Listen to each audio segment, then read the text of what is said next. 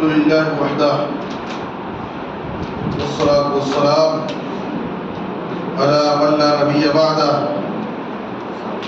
وأشهد أن لا إله إلا الله وحده لا شريك له وأشهد أن محمدا عبده ورسوله أما بعد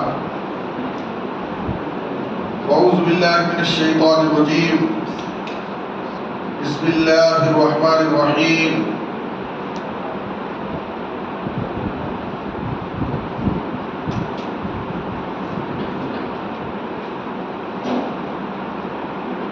ولا يزالون يقاتلونكم حتى يردوكم عن دينكم إن استطاعوا ومن يرتد منكم عن دينه فيمت وهو كافر فأولئك حبطت أعمالهم في الدنيا والآخرة وأولئك أصحاب النار هم فيها خالدون. محترم حضرات و خواتین، قرآن مجید کی اس آیت میں اللہ تعالیٰ نے ایک بڑی اہم حقیقت کو بیان کیا ہے، اور وہ یہ کہ اسلام اور کفر کی جنگ ہمیشہ جاری رہے گی.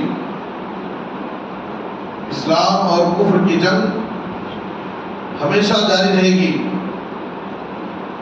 اس وقت تک وہ خاموش نہیں بیٹھیں گے کافر، جب تک وہ ہمیں ہمارے دین سے پھیر نہ دیں، جب تک وہ ہمیں اپنے دین اور مذہب میں لوٹا نہ لیں، اس وقت تک وہ خاموش نہیں بیٹھیں گے. ہم کو ہمارے دین سے پھیرنے کی برابر وہ کوشش کرتے رہیں گے، چالیں چلیں گے، سازشیں کریں گے، بہت سارے حربے اپنائیں گے تاکہ وہ ہمیں ہمارے دین سے پھیر دیں. اور اگر دین سے نہ پھیر سکیں تو کم سے کم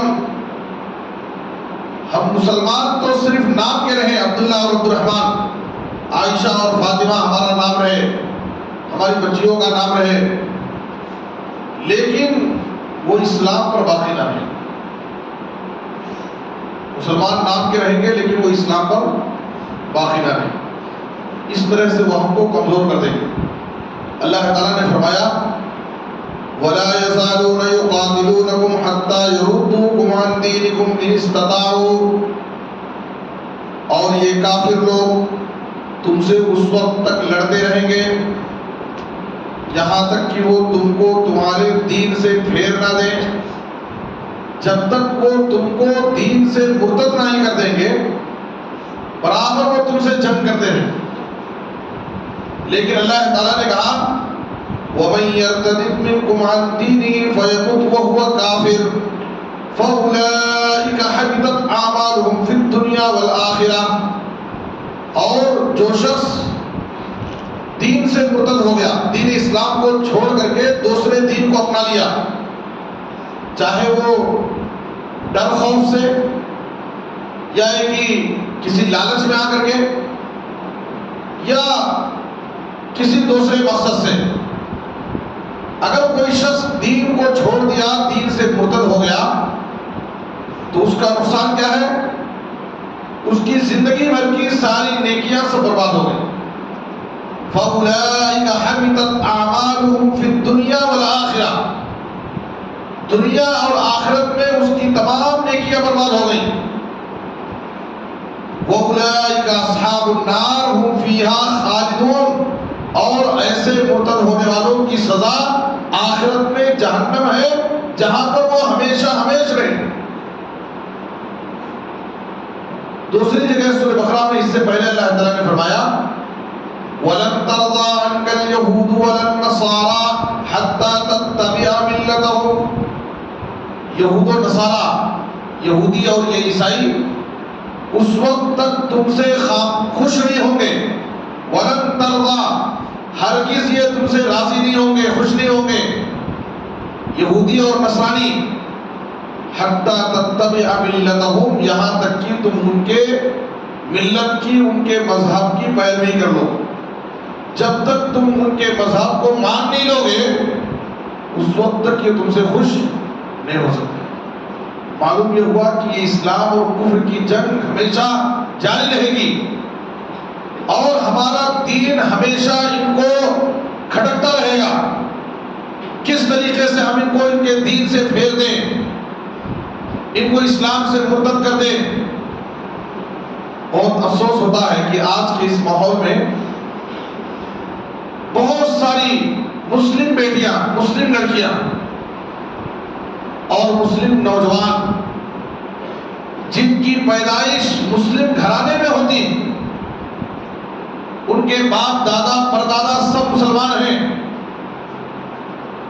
لیکن وہ نوجوان کسی لڑکی سے عشق اور پیار میں مبتلا ہو کر، اور کوئی مسلم لڑکی کسی غیر سے عشق اور پیار کر کے وہ اپنے دین اور مذہب کو چھوڑ کر کے غیروں کے ساتھ چلی جا رہی ہے۔ اور دور حاضر میں یہ فتنہ بڑی تیزی کے ساتھ بڑھ رہا، مسلم لڑکوں اور مسلم لڑکیوں کے ارتداد کا فتنہ۔ یہ ارتداد، وَمَن يَرْتَدِدْ مِنكُمْ عَن دِينِهِ، ارتداد یعنی دین سے مرتد ہو جانا، دین اسلام کو چھوڑ دینا، دین اسلام سے پھر جانا، چاہے وہ کسی بھی وجہ سے ہو۔ تو محبت کے نام پر آج لوگ دین کو بیچ دے رہے ہیں۔ ضرورت اس بات کی ہے، اور یہ ایسے واقعات، مسلم لڑکیاں، مسلم بہنیں جو آج غیروں کے ساتھ جا رہی ہیں، شادیاں کر رہی ہیں، محبت رچا رہی ہیں، یہ اچھے اچھے گھرانوں سے ایسے واقعات پیش آ رہے ہیں۔ ایسے گھرانے جن کے ماں باپ، جن کے بھائی بڑی عزت کے ساتھ سر اٹھا کر زندگی گزارتے تھے، جماعت میں ان کا ایک اچھا نام تھا، جماعت میں ان کی ایک اچھی پوزیشن تھی، لیکن ایسے گھروں سے ایسے شرمناک واقعات پیش آتے، ماں باپ کا سر شرمندگی سے جھک جاتا، صرف ان نوجوان لڑکوں اور لڑکیوں کے کچھ غلط حرکتوں کی وجہ سے۔ لیکن جہاں پر یہ مسلم لڑکے اور لڑکیاں اس کے ذمہ دار ہیں، اس کے پیچھے اس گناہ تک پہنچانے میں ان کے ماں باپ کا بھی بہت بڑا کردار ہے۔ اتنی آسانی کے ساتھ بچے اتنا بڑا قدم نہیں اٹھاتے، اس کے پیچھے ان کی ماں باپ کی کوتاہیاں ہیں، اس کے پیچھے ان کی ماں باپ کی غیر ذمہ دارانہ حرکت ہے۔ ماں باپ کی یہ بہت بڑی ذمہ داری ہے کہ اپنے بچوں کی بچپن ہی سے تربیت کریں، ان کے ذہن و دماغ میں اسلام کی محبت بٹھائیں، ان کے ذہن و دماغ میں اللہ اور اس کے رسول کی محبت بٹھائیں، ان کو اپنے گھروں میں دینی ماحول دیں، ان کے دلوں میں اللہ کا خوف بٹھائیں۔ جب بچی گھر سے باہر نکل رہی ہے، اسکول کے نام پر، کالج کے نام پر، کہیں بھی، تو باقاعدہ اس کو تاکید کر کے بھیجیں۔ ہماری بہت بڑی ذمہ داری۔ جناب محمد رسول اللہ صلی اللہ علیہ وسلم نے فرمایا، کل مولود یولد علی الفطرہ فابواہ یحودانہ او ینصرانہ او یمجسانہ وفی روایت او یشرکانہ۔ ہر بچہ جو بھی پیدا ہوتا ہے وہ فطرت اسلام پر پیدا ہوتا ہے۔ اس کے ماں باپ اگر یہودی ہیں تو اس بچے کو یہودی بنا دیتے ہیں، اگر ماں باپ نصرانی ہیں، عیسائی ہیں، تو بچے کو عیسائی بنا دیں گے۔ بچہ تو اسلام پر پیدا ہوا تھا، ماں باپ اگر مجوسی ہیں، آگ کی پوجا کرنے والے ہیں، تو بچے کو مجوسی بنا دیتے ہیں۔ اور ایک روایت میں ہے کہ اگر ماں باپ مشرک ہیں تو بچے کو مشرک بنا دیتے ہیں۔ بچے کو گھر میں جیسا ماحول ملے گا بچے اسی ماحول میں پلتے اور آگے بڑھ کر کے وہ اسی کی روشنی میں اپنی زندگی گزارتے ہیں۔ یہ ماں باپ کی بہت بڑی ذمہ داری ہے کہ اپنے بچوں کی تربیت پر بچپن ہی سے دھیان دیں، توجہ دیں اور ان بچوں کے بگاڑ میں ان کے غلط دوستوں کا کردار ہوتا ہے. ہمارے بچوں کی دوستیاں کن کے ساتھ ہیں، ان کا اٹھنا بیٹھنا کن کے ساتھ ہے، ہماری بچی کی سہیلیاں کیسی ہیں، اسکول کا ماحول کیسا ہے، کالج کا ماحول کیسا ہے. ہماری بچی ٹیوشن کے نام پر، کالج کے نام پر، فرینڈشپ کے نام پر باہر جا رہی ہے، کہاں جا رہی ہے، کن کے ساتھ جا رہی ہے، کہاں اٹھ رہی ہے، بیٹھ رہی ہے، یہ ساری چیزوں پر توجہ دینے کی ضرورت ہے. جب فائنل اسٹیج آخری مرحلے پر ہم پہنچ جاتے ہیں تو افسوس کرتے ہیں، رونا روتے ہیں، ہمارے نوجوانوں کی غیرت بھڑکتی ہے. اس کے بہت بڑے ذمہ دار ہم بھی، اور اس کے پیچھے ایک بہت بڑی وجہ، ایک بہت بڑا سبب شادیوں کا مشکل ہونا بھی. آج شادیوں کے لیے، نکاح کے لیے اتنی زیادہ فضول خرچی ہے، رسم و رواج ہے کہ شادیاں مہنگی ہو گئی ہیں اور زنا آسان ہو گیا، ناجائز تعلقات بڑھتے جا رہے ہیں. اور غریب ماں باپ اپنے بچوں کی شادیاں کرنے سے عاجز ہیں، اس لیے کہ ان کے پاس جہیز دینے کی طاقت نہیں، ان کے پاس اپنی بیٹی کے لیے شوہر خریدنے کی طاقت نہیں ہے. جس کے گھر میں جس کی بیٹی جوان ہوتی ہے، کس مصیبت میں جان ہوتی ہے، بوڑھے ماں باپ کے کلیجے پر ایک بھاری چٹان ہوتی ہے. ہمارے نوجوان جب ایسے واقعات سنتے ہیں کہ فلاں غیر مسلم لڑکا فلاں مسلم بچی کو اپنی گاڑی کے پیچھے لے کر گھوم رہا ہے، آ رہا ہے، جا رہا ہے، نوجوانوں کی غیرت بھڑکتی ہے. اس سے زیادہ ہمیں غیرت مند اس وقت ہونا چاہیے کہ ایسی مسلم بہن بیٹیاں جو اپنے بوڑھے ماں باپ کے گھروں میں، اپنے غریب ماں باپ کے گھروں میں بن بیاہی اپنی ارمانوں، اپنی خواہشات کو چھپائے ہوئے بیٹھی ہوئی ہیں، اور صرف ان کے ماں باپ کے پاس جہیز دینے کی اور مہنگی شادی کرنے کی طاقت نہیں ہے. ہم سنت کے مطابق سادگی کے ساتھ شادی کر کے ہم ان کی عزت و عصمت کو لٹنے سے بچائیں، ہم ان کی عزت و عصمت کو لٹنے سے بچائیں. اگر کوئی مسلم بہن بیٹی کسی غیر کے ساتھ جا رہی ہے تو ہمارے نوجوانوں کو اس بات کو سمجھنا چاہیے کہ اس کے بہت بڑے ذمہ دار ہم بھی ہیں کہ ہم نے شادی کو بہت مشکل بنا دیا ہے. ہم نے شادی کو بہت مشکل بنا دیا ہے، جس کی وجہ سے اس قسم کے واقعات پیش آ رہے ہیں. اس لیے ماں باپ کی بھی یہ ذمہ داری ہے کہ اپنے بچوں کی شادی سنت کے مطابق سادگی کے ساتھ کریں، اور نوجوانوں کی یہ ذمہ داری ہے کہ اپنی شادی کو سنت کے مطابق سادگی کے ساتھ کریں. جب ایسے واقعات، ایسے شادی کا مسئلہ آتا ہے تو جہیز لینے کے لیے، خواہشیں پوری کرنے کے لیے، ارمانیں پوری کرنے کے لیے، تمام رسم و رواج کو پورا کرنے کے لیے لوگ طرح طرح کے ہیلے بہانے بناتے ہیں. کیا ہے، بہنہ نہیں سن رہی ہے، میرا بڑا بھائی نہیں مانتا ہے، میری ماں کی ضد ہے، میرے باپ کی ارمان ہے، سب طرح طرح کے جھوٹے بہانے. دیکھیے، اللہ اس کے رسول کی محبت ساری محبتوں سے بڑھ کر ہونی چاہیے. ہم بارہا کیا سنتے ہیں؟ جناب محمد رسول اللہ صلی اللہ علیہ وسلم نے فرمایا، لا یؤمن احدکم حتی اکون احب الیہ من والدہ وولدہ والناس اجمعین.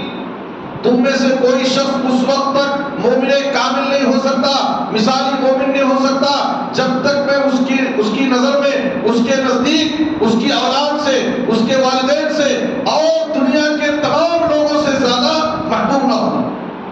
اللہ اس کے رسول کی محبت دنیا کی ہر محبت سے بڑھ کر ہونی چاہیے. یہ ہمارے ایمان کا امتحان ہوتا ہے کہ ہم اللہ اور اس کے رسول سے زیادہ محبت کرتے ہیں یا دنیا والوں سے ہم زیادہ محبت. یہ ہیلے بہانے نہیں کرنا چاہیے. ایسے موقع پر ہمیں سنت کے مطابق کتاب و سنت پر عمل کرنے کی کوشش کرنا چاہیے. اس لیے کہ لڑکیوں، مسلم نوجوان لڑکوں اور لڑکیوں کی ارتداد کے پیچھے بہت سارے اسباب ہیں. ان میں سے ایک سبب یہ بھی ہے مہنگی شادیاں، جہیز کی لعنت اور فضول خرچیاں، رسم و رواج کی کثرت. یہ بھی ایک بہت بڑی وجہ ہے. تو اللہ تعالیٰ نے یہاں پر فرمایا کہ یہ اسلام اور کفر کی جنگ ہمیشہ چلتی رہے، اس وقت تک یہ کافر خوش نہیں ہوں گے جب تک ہم کو ہمارے دین سے نہ پھیر دیں۔ اب ہماری ذمہ داری کیا ہے؟ چاہے خوف کا ماحول ہو، چاہے ہمیں لالچ دلایا جا رہا ہو، یا کوئی بھی موقع، ہم دین پر، اسلام پر ثابت کریں، استقامت، یہ ہمارے لیے ضروری ہے۔ ہم کسی لالچ میں بھی نہ آئیں، اور یاد رکھیں باقاعدہ جو مسلم لڑکیوں کو مرتد کیا جا رہا ہے شادی عشق اور پیار کے نام پر، غیروں سے جو شادیاں رچائی جا رہی ہیں، اس کے پیچھے باقاعدہ منظم سازشیں بھی ہیں، منظم باقاعدہ اس کے پیچھے ٹیم کام کر رہی ہے اور ان کو فنڈنگ کیا جا رہا ہے۔ کسی ایک مسلم لڑکی کو اگر وہ مرتد بناتے ہیں اور کسی غیر سے شادی کرا دیتے ہیں تو باقاعدہ اس پر ان کے لیے انعام ہے اور بہت ساری سہولتیں ان کے لیے۔ اس کے پیچھے باقاعدہ منظم سازشیں کام کر رہی ہیں۔ ہمارے نوجوانوں کو، ہمارے ذمہ داروں کو ہوشیار ہونے کی ضرورت ہے۔ یہ دور حاضر کا ایک بہت بڑا فتنہ ارتداد، کہیں محبت کے نام پر، عشق اور پیار کے نام پر دین سے پھیرا جا رہا ہے، تو کہیں عیسائی مشنریاں خدمت خلق کے نام پر، خدمت انسانیت کے نام پر غریبوں کی خدمت کر کے، ان کا علاج اور معالجہ کر کے، اور ان کے لیے اچھی سے اچھی اسکول قائم کر کے تعلیم کے نام پر ہمارے بچوں کے ایمان اور عقیدے کو بگاڑنے کی کوشش کی جائے، اور ہمیں ذرا بھی اس کی پرواہ نہیں ہے۔ خواب غفلت میں پڑے، ہمارے بچوں کا عقیدہ، ہمارے بچوں کا ایمان کیسے کیسے چھیننے کی کوشش کی جا رہی ہے، اور ہمارے بچوں کے ایمان اور عقیدے کو کس کس طریقے سے بگاڑنے کے لیے باقاعدہ کوششیں ہو رہی ہیں، ہمیں اس کی کوئی پرواہ نہیں۔ ضرورت اس بات کی ہے کہ ہم خود دین پر، ایمان پر، کتاب و سنت پر، صحیح طریقے پر قائم رہیں، ڈٹے رہیں، اور اپنے بچوں کو بھی یہی تربیت کریں۔ صحابی رسول سفیان بن عبداللہ ثقفی رضی اللہ عنہ ایک مرتبہ نبی صلی اللہ علیہ وسلم کی خدمت میں آئے، کہا اللہ کے رسول مجھے اسلام کے بارے میں ایک ایسی بات بتائیے کہ آپ کے بعد پھر کسی سے مجھے سوال کرنے کی ضرورت نہ پڑے، کوئی بہت اہم اور جامع بات، بہترین نصیحت۔ نبی صلی اللہ علیہ وسلم نے کیا نصیحت فرمائی؟ صحیح مسلم کی حدیث سے آپ صلی اللہ علیہ وسلم نے کہا قل آمنت باللہ ثم استقم،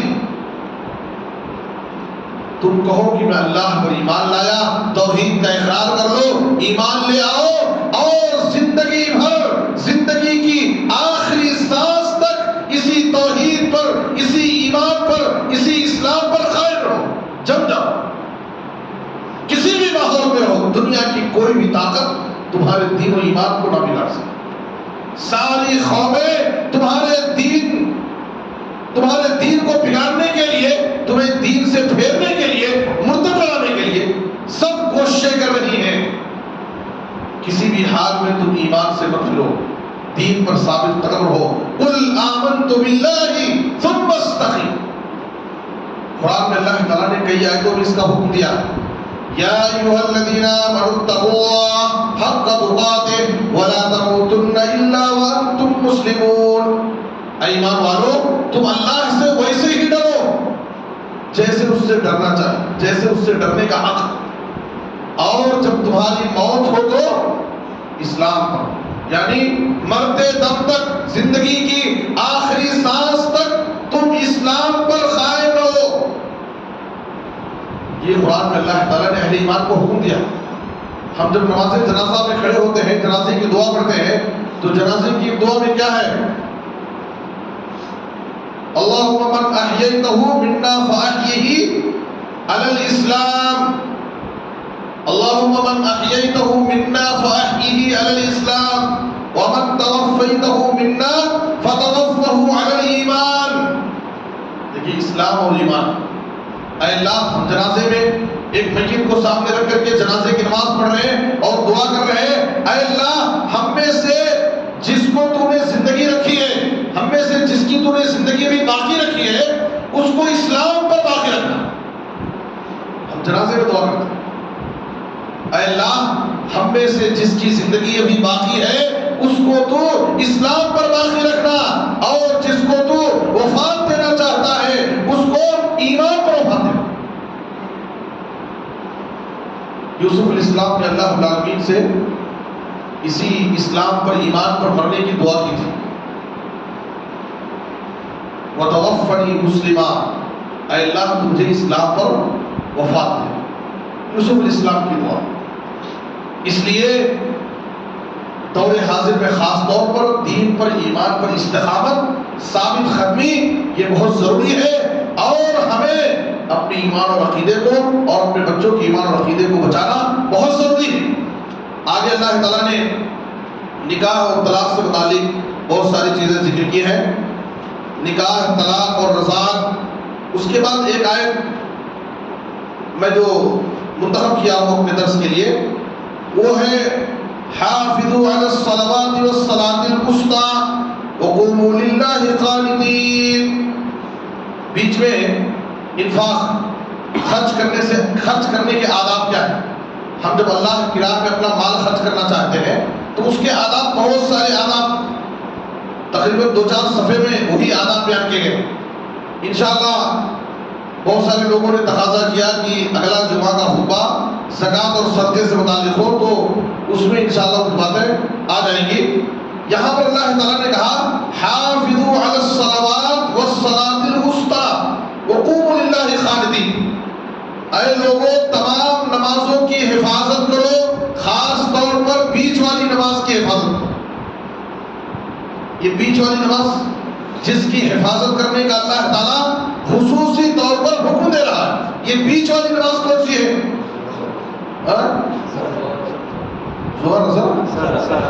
عصر کی نماز، فجر اور ظہر اور مغرب اور عشاء کے بیچ میں عصر کی نماز، یہ بیچ والی نماز ہے۔ دیکھیے اس نماز کی اللہ تعالیٰ خصوصی طور پر حفاظت کرنے کی، اس کی پابندی کرنے کا حکم دے رہا۔ عصر کی نماز ایک ایسی نماز ہے، عصر اور فجر کی نماز، ان دو نمازوں میں باقاعدہ فرشتوں کا اجتماع ہوتا ہے۔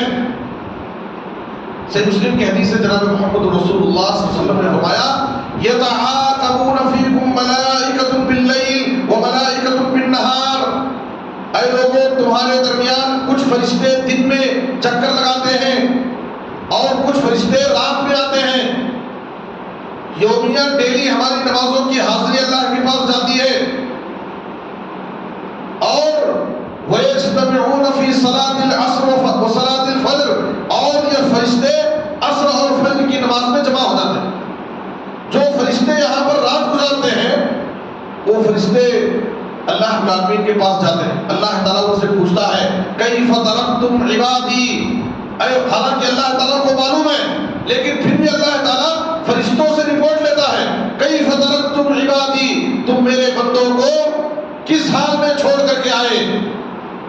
تو فرشتے کہتے ہیں ترکناہم وہم یصلون واتیناہم وہم یصلون، جب ہم ان کو چھوڑ کر کے آئے تو بھی وہ نماز پڑھ رہے تھے، اور جب ان کے پاس گئے تھے تب بھی وہ نماز پڑھ رہے تھے، یعنی عصر اور فجر کی نماز سے مراد ہے۔ اور ان دو نمازوں کی بڑی اہمیت اور فضیلت ہے۔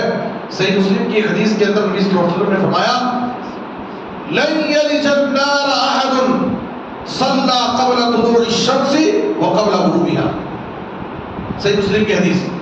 آپ صلی اللہ علیہ وسلم نے کہا ہرگز وہ شخص جہنم کی آگ میں داخل نہیں ہوگا جو سورج نکلنے سے پہلے والی نماز، کون سی؟ فجر کی نماز، اور سورج ڈوبنے سے پہلے والی نماز عصر کی نماز، ان دو نمازوں کی جو شخص اپنی زندگی میں خاص طور پر پابندی کرے گا، نبی صلی اللہ علیہ وسلم نے کہا لن یلج النار احد، ہرگز ایسا شخص جہنم کی آگ میں داخل نہیں۔ اور دوسری حدیث میں صراحت کے ساتھ نبی صلی اللہ علیہ وسلم نے کہا من صلی البردین دخل الجنہ، جو شخص دو ٹھنڈی نماز سے مراد ٹھنڈے وقت میں پڑھی جانے والی نماز، یعنی فجر کی نماز اور عصر کی نماز، اس کے بعد آگے صراحت ہے یعنی الفجر والعصر، جو دو ٹھنڈی نماز یعنی فجر اور عصر کی نماز کی پابندی کرے گا وہ ضرور جنت میں داخل ہوگا۔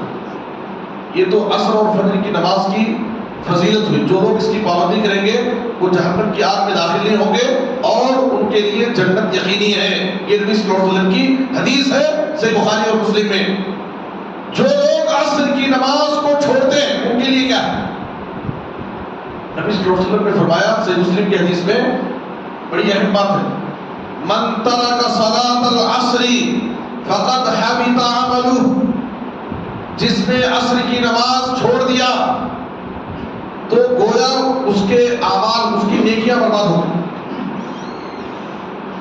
علماء نے لکھا ہے کم سے کم اس دن بھر کی پوری نیکیاں اس کی چلی گئی، کم سے کم۔ اور بعض علماء کہتے ہیں کہ ہمیں یہ صراحت کرنے کی ضرورت نہیں ہے کہ اس دن کی، نبی صلی اللہ علیہ وسلم نے عام کہا ہے فقط حبط عملہ، اس کے اعمال ضائع ہو گئے، اس کی نیکیاں برباد ہو گئی۔ کتنی نیکیاں برباد ہو گئی وہ اللہ کو معلوم ہے، ہم کون ہوتے ہیں کہنے والے کہ صرف اس دن کی نیکیاں برباد ہو، لیکن علماء کہتے ہیں کہ کم سے کم عصر کی نماز چھوڑنے والے کا نقصان یہ ہے کہ اس کی اس دن بھر کی کم سے کم نیکیاں برباد ہو، ضائع ہو گئی۔ یہ تو دینی خسارہ ہوا، آخرت کا دنیاوی خسارہ عصر کی نماز چھوڑنے والے کے لیے کیا ہے؟ نبی صلی اللہ علیہ وسلم نے کہا الذی فاتتہ العصر، صحیح مسلم کی حدیث، الذی فاتتہ العصر فکأنما قتل اہلہ ومالہ، جس کی عصر کی نماز فوت ہو گئی یعنی اول وقت پر نہیں پڑھ سکا، بغیر عذر کے عصر کی نماز کو فوت کر دیا، تو وہ اپنے اہل و عیال میں اور اپنے مال میں، کاروبار میں خسارے اور نقصان میں پڑ گیا۔ دیکھیے ایک عصر کی نماز چھوڑنے کی یہ سزا، دنیاوی سزا اور اخروی سزا۔ اخروی اعتبار سے اس کی نیکیاں برباد ہو رہی ہے اور دنیاوی اعتبار سے عصر کی نماز فوت کرنے والے، فوت کرنے کا مطلب یہ ہے کہ بغیر عذر کے وقت پر نہ پڑھنا۔ اب کیا ہے، ہم کاروبار میں مصروف ہے، فلاں کام میں مصروف ہے اور عصر کی نماز کے لیے وقت پر مسجد میں نہیں آئے، بعد میں ہم پڑھے، 5 بجے پڑھے، مغرب بعد پڑھ لیے، مغرب سے ملا لیے۔ ان لوگوں کے بارے میں نبی صلی اللہ علیہ وسلم کہہ رہے ہیں کہ وہ اپنے اہل و عیال میں اور اپنے مال میں، کاروبار میں خسارے اور نقصان میں پڑ گیا۔ اور ایک حدیث سے یاد رکھ لے، صحیح مسلم کی حدیث، اور حدیث کا نمبر بھی بعد میں چیک کر لیجئے، 622 نمبر کی حدیث صحیح مسلم میں، بڑی سخت بات نبی صلی اللہ علیہ وسلم نے کہی ہے۔ آپ صلی اللہ علیہ وسلم نے کہا ہر شخص اپنی نمازوں کا جائزہ لے اور بغیر عذر کے نمازوں کو چھوڑنے والے یا نمازوں کو وقت پر ادا نہ کرنے والے، کاروبار کے پیچھے پڑ کر کے، دنیا کے پیچھے پڑ کر کے، دوستوں میں گپ مار کر کے، ادھر ادھر بیٹھ کر کے ٹائم پاس کر کے جو نمازیں چھوڑ دیتے ہیں، وقت پر ادا نہیں کرتے ہیں، اور خاص طور پر کچھ لوگ ہیں، ہمارے کچھ بھائی ہیں جو عصر کی نماز تاخیر سے پڑھتے ہیں۔ نبی صلی اللہ علیہ وسلم نے ایسے لوگوں کی نماز کو کیا کہا؟ میں نے حوالہ اسی لیے پہلے دے دیا ہے، صحیح مسلم کی حدیث نمبر 622 نمبر کی، آپ صلی اللہ علیہ وسلم نے کہا تلک صلاۃ المنافق، تلک صلاۃ المنافق یجلس یرقب الشمس حتى اذا كانت بين قرني الشيطان قام فنقرها اربعا ولا يذكر الله فيها الا قليلا۔ نبی صلی اللہ علیہ وسلم فرما رہے ہیں کہ وہ نماز منافق کی نماز ہے، کسی مومن اور مسلمان کی نماز نہیں ہو سکتی ہے۔ تلک صلاۃ المنافق، اتنا تو کم سے کم سمجھ رہے ہوں گے عربی، تلک صلاۃ المنافق، کہ کہیں مجھ سے ترجمے میں غلطی ہو رہی ہے۔ تلک صلاۃ المنافق، یہ منافق کی نماز ہے جو عصر کی نماز وقت پر ادا نہیں کرتا بلکہ سورج ڈوبنے کا انتظار کرتے رہتا ہے، تاخیر سے پڑھتا ہے، یہاں تک کہ جب سورج ڈوبنے کے قریب ہوتا ہے جلدی سے کھڑا ہوتا ہے، قاما فنقرها اربعا، کوے کی 4 ٹھوکے جلدی جلدی مارتا ہے، یعنی 4 سجدے کرتا ہے، ولا یذکر اللہ فیہا الا قلیلا، اور اس میں اللہ کا ذکر بہت کم کرتا ہے۔ یعنی ڈھنگ سے دعائیں بھی پوری نہیں پڑتا، اس لیے کہ جلدی نہیں پڑھ رہا۔ منافق کی نماز، اس کی نماز کو منافق کی نماز دو وجہ سے کہا گیا۔ ایک تو نماز کو وقت پر نہ پڑھنے کی وجہ، سورج ڈوبنے کا انتظار کر رہا ہے، وقت پر ادا نہیں کر رہا عصر کی نماز ایک، اور دوسرے جلدی نہیں پڑھ رہا، سکون سے نماز نہیں پڑھ رہا۔ تو ہم نماز کو وقت پر ادا کریں۔ آج ہی تراویح کی نماز میں آیت پڑھی گئی ہے، ان الصلاۃ کانت علی المؤمنین کتابا موقوتا، مومنوں پر نماز وقت مقررہ پر فرض کی گئی۔ ہر نماز کا ایک وقت ہے، ہم اپنے حساب سے اپنے ٹائم کے حساب سے نماز نہیں پڑھیں گے۔ تو نبی صلی اللہ علیہ وسلم نے کہا ایک تو نماز کو وقت پر ادا نہ کرنا، اور دوسرے جلدی جلدی نماز پڑھنے والے جو ڈھنگ سے اس میں دعا بھی نہیں کرتے۔ تو آپ قرآن مجید میں اللہ تعالیٰ نے اس آیت کے اندر کہا حافظوا علی الصلوات والصلاۃ الوسطی وقوموا للہ قانتین، اے لوگوں تمام نمازوں کی حفاظت کرو، خاص طور پر بیچ والی نماز یعنی عصر کی نماز کی پابندی کرو، وقوموا للہ قانتین، اور جب تم اللہ کے سامنے نماز میں کھڑے ہو تو پورے ادب کے ساتھ۔ ہم اللہ کے سامنے کھڑے، دنیا میں کسی بادشاہ، کسی بڑے آدمی، کسی ایم ایل اے، کسی منسٹر کے پاس اس کے آفس میں جاتے ہیں تو ہماری حالت کیا رہتی ہے؟ کتنے ادب احترام سے کھڑے ہوتے ہیں۔ یہ اللہ کا دربار ہے، ہم اللہ کے گھر میں آتے ہیں، اللہ کے سامنے کھڑے ہوتے ہیں، ہمارے کھڑے ہونے کا ادب کیا ہونا چاہیے؟ کتنے لوگ ہیں نمازوں میں کوئی ادب نہیں، کوئی خشوع اور خضوع نہیں، نماز میں کھڑے ہیں، کبھی یہاں کھجا رہے ہیں، کبھی وہاں کھجا رہے ہیں۔ اللہ بہتر جانتا ہے ان کی نمازوں کی حالت کیا ہے، خود اپنی نمازیں خراب کرتے ہو، آزو بازو والوں کی نماز بھی خراب کرتے ہیں۔ کبھی کوئی ٹوپی سیدھی کر رہا ہے تو کبھی داڑھی کھجا رہے ہیں، تو کبھی یہاں کھجا رہے ہیں، کبھی وہاں ناک میں انگلی لے جا رہے ہیں، اور بعض تو ایسے ہیں کھٹے پٹے اسی میں ٹکانے بھی مارتے رہتے ہیں۔ نماز کا ایک ادب ہے، سلیقہ ہے، آپ اللہ کے سامنے کھڑے ہیں، جمائی لے رہے ہیں اور منہ پر ہاتھ بھی نہیں رکھتے ہیں، باقاعدہ نماز کی حالت میں بھی آپ جمائی آ سکتی ہے، کسی کو بھی آ سکتی ہے۔ نبی صلی اللہ علیہ وسلم نے کہا العطاس من اللہ والتثاؤب من الشیطان، چھینک یہ اللہ کی طرف سے، جب ہم کو چھینک آتی ہے یہ اللہ کی طرف سے، یہ آدمی کے لیے اچھی چیز ہے۔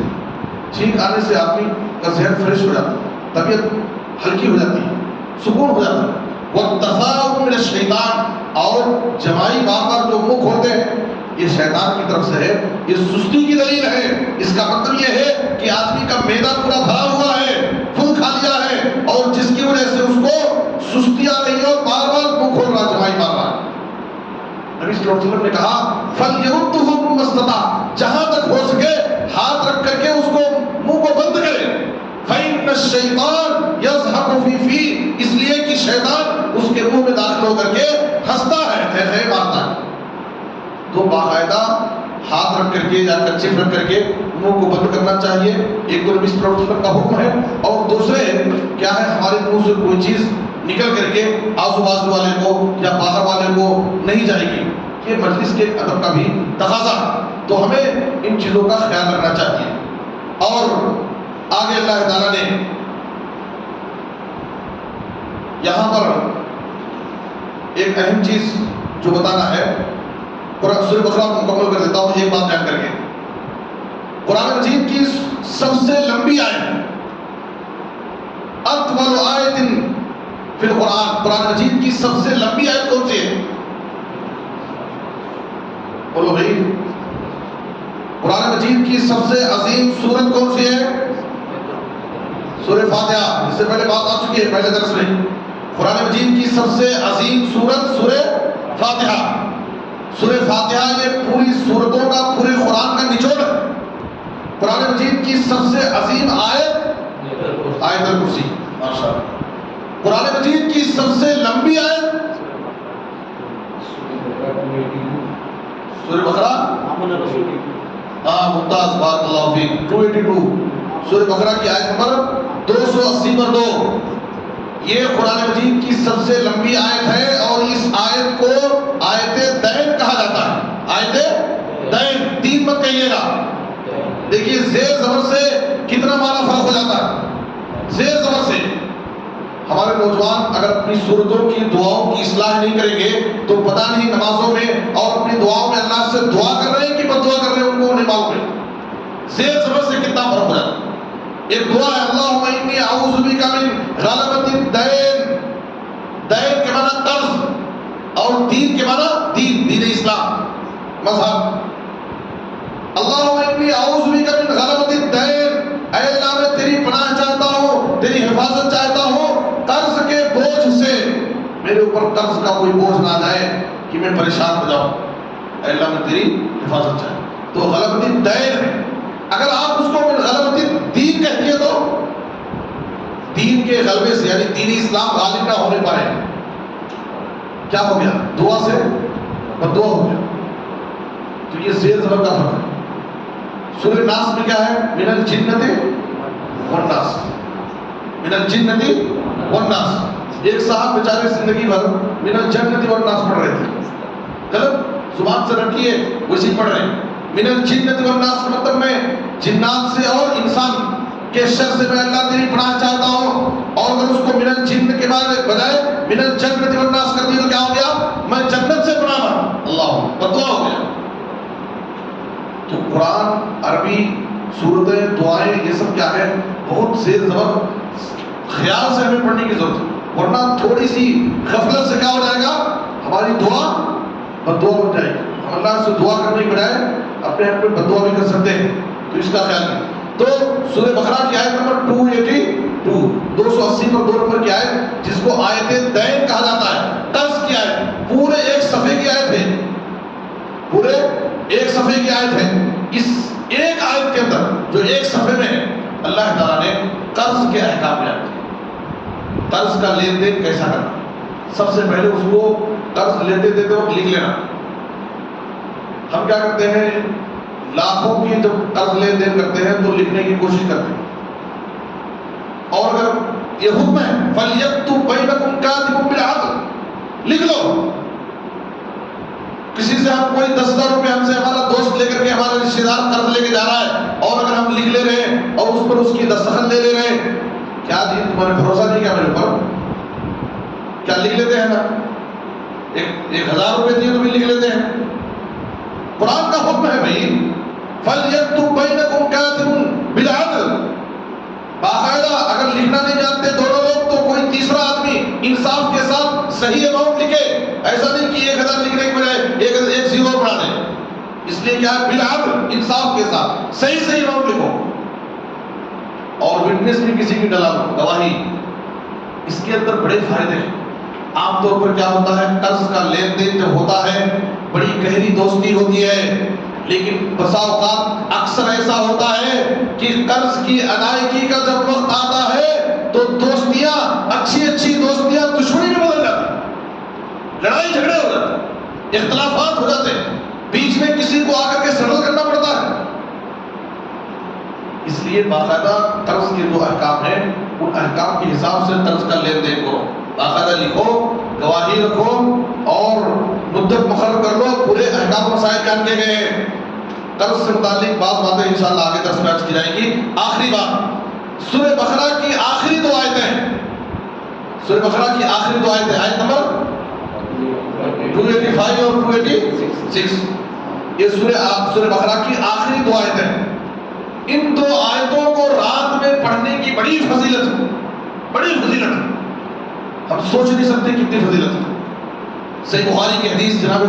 اور یہ فضیلت جاننے کے بعد ہم سب کی، ہمارے گھر کی خواتین کی، سب کی یہ ذمہ داری ہے کہ رات میں یہ 2 آیتیں ضرور پڑھیں انشاءاللہ. اللہ ہم سب کو توفیق دے. کیا فضیلت ہے؟ نبی صلی اللہ علیہ وسلم نے کہا، صحیح بخاری کی حدیث ہے، من قرأ بالآیتین من آخر سورۃ البقرہ فی لیلۃ کفتاہ. جو شخص سورہ بقرہ کی آخری 2 آیتیں کسی رات میں پڑھ لے گا تو یہ 2 آیتیں اس کے لیے کافی ہو جائیں گی. حدیث میں کیا ہے؟ کفتاہ، یہ 2 آیتیں اس کے لیے کافی ہو جائیں گی. کس چیز کے لیے کافی ہو جائیں گی؟ امام نووی رحمۃ اللہ علیہ صحیح مسلم کی شرح میں لکھتے ہیں، ای من قیام اللیل وقیل من الشیطان وقیل من الآفات ویحتمل من الجمیع. کہتے ہیں کہ جو شخص رات میں سورہ بقرہ کی آخری 2 آیتیں پڑھ لے گا تو یہ 2 آیتیں اس کے لیے قیام اللیل کے لیے کافی ہو جائیں. کیا مطلب کیا ہے کہ اگر اس رات اس نے تہجد کی نماز نہیں پڑھا تو اللہ تعالیٰ اس کو تہجد کا اجر و ثواب دے دے گا. ذالک فضل اللہ یؤتیہ من یشاء. اللہ کے خزانے میں کوئی کمی نہیں ہے. ہم چھوٹے سے چھوٹا عمل کریں, معمولی سے معمولی عمل کریں اور اللہ تعالیٰ بڑے بڑے اجر و ثواب دے دیں. ہم 1 گھنٹہ تراویح کی نماز پڑھ رہے ہیں جماعت کے ساتھ, امام صاحب کے ساتھ مل کر کے, ہم کو کتنا ثواب مل رہا ہے؟ کتنا ثواب مل رہا ہے بھائی؟ انه من قام مع الامام حتى ينصرف كتب له قيام ليلہ. اگر کوئی شخص جماعت کے ساتھ, امام کے ساتھ شروع سے آخر تک تراویح کی نماز سلام پھیرنے تک جماعت کے ساتھ پڑھے گا تو پوری رات قیام کا ثواب ملے گا. یہ اللہ کا فضل ہے. ہم پڑھ رہے ہیں 1 گھنٹہ اور ثواب ہم کو اللہ کتنا دے رہا ہے؟ پوری رات تہجد کی نماز کا ثواب دے رہا ہے. یہ جماعت کی برکت ہے. تو اگر 2 رات یہ 2 آیتیں سورہ بقرہ کی آخری 2 آیتیں پڑھ لیں گے تو اللہ تعالیٰ ہمیں قیام اللیل کا ثواب دے سکتا ہے. قیام اللیل کے لیے 2 آیتیں کافی ہیں. لیکن اگر کوئی شخص یہ 2 آیتیں بھی پڑھے, پھر تہجد کی نماز بھی پڑھے, عشاء کی نماز بھی جماعت کے ساتھ پڑھ لے, فجر کی نماز بھی جماعت کے ساتھ پڑھ لے, بہت سارے قیام اللیل کا ثواب اس کو 1 رات میں مل سکتا ہے. اس لیے کہ اس سے پہلے بتایا گیا کہ عشاء کی نماز اگر جماعت کے ساتھ کوئی پڑھتا ہے تو آدھی رات قیام اللیل کا ثواب, پھر فجر کی نماز جماعت کے ساتھ پڑھ لیا تو گویا پوری رات قیام اللیل کا ثواب. اب ایک آدمی عشاء کی نماز بھی جماعت سے پڑھا, فجر کی نماز بھی جماعت سے پڑھا اور رات میں یہ 2 آیتیں بھی پڑھ لیا اور ہم امام کے ساتھ جماعت کے ساتھ تراویح بھی پڑھ رہے ہیں. اللہ کے فضل سے ہم اللہ سے امید رکھیں ہم کو 1 نہیں 2 3 قیام اللیل کا ثواب 1 رات میں مل سکتا ہے انشاءاللہ. اللہ ہم سب کو یہ اجر و ثواب عطا فرمائے, نصیب فرمائے. ایک معنی 2 آیتیں پڑھنے کا یہ 1 ثواب. دوسرا کہتے ہیں یہ 2 آیتیں اگر کوئی شخص کسی رات میں پڑھ لے گا تو شیطان کے شر سے بچانے کے لیے یہ 2 آیتیں کافی. اب اس کو شیطان کی طرف سے کوئی نقصان نہیں ہو سکتا. شیطان کے شر سے بچانے میں یہ 2 آیتیں کافی ہیں. تو 2 فائدہ ہوا. تیسرا فائدہ وقیل من الآفات. ہر قسم کی آفتوں سے, بلاؤں سے, پریشانیوں سے بچانے کے لیے یہ 2 آیتیں کافی ہیں. وَيَحْتَمِلُ مِنَ الْجَمِيعِ. امام نووی رحمۃ اللہ علیہ کہتے ہیں ہو سکتا ہے کہ یہ سارے فائدے کسی انسان کو حاصل ہو جائیں. یعنی یہ 2 آیتیں پڑھنے والے کو اللہ تعالیٰ قیام اللیل کا ثواب بھی دے دے, اس کو رات بھر شیطان کے شر سے بھی بچا لے اور ہر قسم کی آفتوں سے, بلاؤں سے بھی اس کی حفاظت ہو جائے. اس لیے یہ سورہ بقرہ کی آخری 2 آیتیں رات میں ضرور پڑھنا چاہیے. بڑی مشکل سے آپ کو 2-3 منٹ لگے گا, 2-3 منٹ لگے گا. اتنا بڑا اجر و ثواب حاصل کرنے کے لیے اگر 2 گھنٹے بھی لگے تو ہمیں کوشش کرنا چاہیے. یہ اللہ کی مہربانی ہے کہ صرف 2 منٹ کا کام, 2 آیت پڑھنے کے لیے 2 منٹ کا کام ہے. اور یہ 2 آیتیں وہ آیتیں ہیں سورہ بقرہ کی آخری 2 آیتیں. ہمارے نبی جناب محمد رسول اللہ صلی اللہ علیہ وسلم کو معراج کے سفر میں 3 چیزیں تحفے میں دی گئی تھی. 3 چیزیں معراج میں آپ کو تحفے میں دی گئی تھی. صحیح مسلم کی حدیث اوتي رسول اللہ صلی اللہ علیہ وسلم بلیلۃ الاسراء ثلاث. آپ صلی اللہ علیہ وسلم نے کہا الصلوات الخمس. پہلی چیز معراج کا تحفہ 5 وقت کی نماز. دوسری چیز خواتیم سورۃ البقرہ, سورہ بقرہ کی آخری آیت معراج میں آپ کو تحفے میں دی گئی تھی. اس سے بھی اس کی اہمیت معلوم ہوتی ہے. اور تیسرے نبی صلی اللہ علیہ وسلم کو ایک بشارت اور خوشخبری دی گئی تھی, آپ کی امت کے وہ لوگ جو صرف اللہ کی عبادت کریں گے, اللہ کے ساتھ کسی کو نہیں شریک کریں گے. اللہ تعالیٰ ایسے موحد بندوں کی, ایسے توحید پرست بندوں کی اللہ مغفرت فرمائے. اللہ تعالیٰ ہم سب کو ان موحدین میں شامل فرمائے. اللہ تعالیٰ اپنے کتاب و سنت پر عمل کرنے کی توفیق دے. آمین. وصلی اللہ علی نبینا محمد و آلہ وصحبہ اجمعین.